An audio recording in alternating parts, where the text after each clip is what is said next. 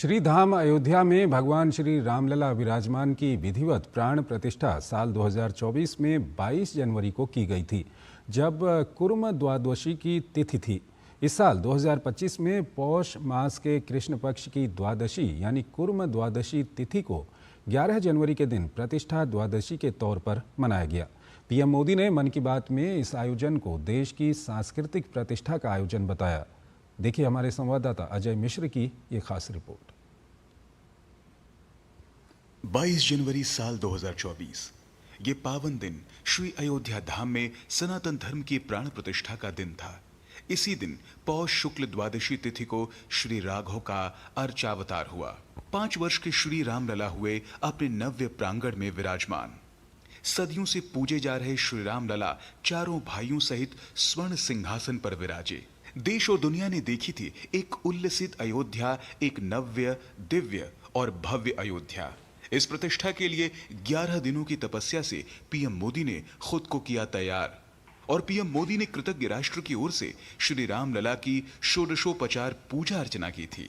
लेकिन साल 2025 में कूर्म द्वादशी का पूर्व 11 जनवरी को आ गया, जिसे श्री राम जन्मभूमि तीर्थ विकास ट्रस्ट ने प्रतिष्ठा द्वादशी का नाम दिया।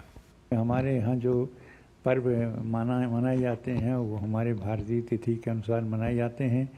क्योंकि उस समय 22 जनवरी और द्वादशी तिथि रही, तो 22 जनवरी को सोचते रहे लोग कि 22 जनवरी को होना चाहिए वर्ष में, लेकिन चूँकि तिथि पड़ रही है द्वादशी 11 को ही।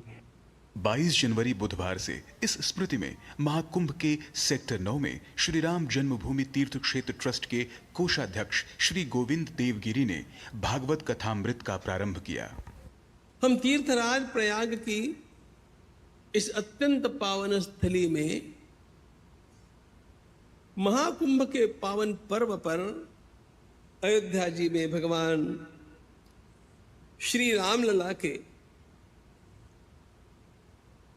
अपने मूल स्थान पर विराजमान होने के प्रथम वर्धापन दिन के सुमुहूर्त पर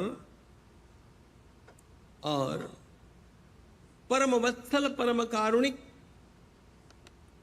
पूज्य महाराज जी की छत्र छाया में विश्व के सर्वोच्च ग्रंथ का चिंतन आरंभ कर रहे हैं।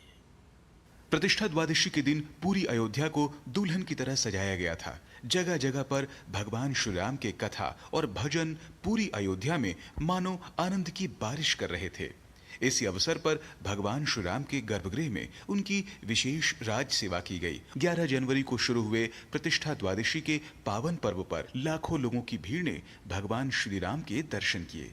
यह प्रतिष्ठा द्वादशी का कार्यक्रम 11 जनवरी से 13 जनवरी यानी 3 दिनों तक चला। इस भव्य आयोजन का जिक्र प्रधानमंत्री ने अपने मन की बात के एपिसोड में भी किया। हमने पौष शुक्ल द्वादशी के दिन रामलला के प्राण प्रतिष्ठा पर्व की पहली वर्षगांठ मनाई है। इस साल पौष शुक्ल द्वादशी 11 जनवरी को पड़ी थी। इस दिन लाखों राम भक्तों ने अयोध्या में रामलला के साक्षात दर्शन कर उनका आशीर्वाद लिया।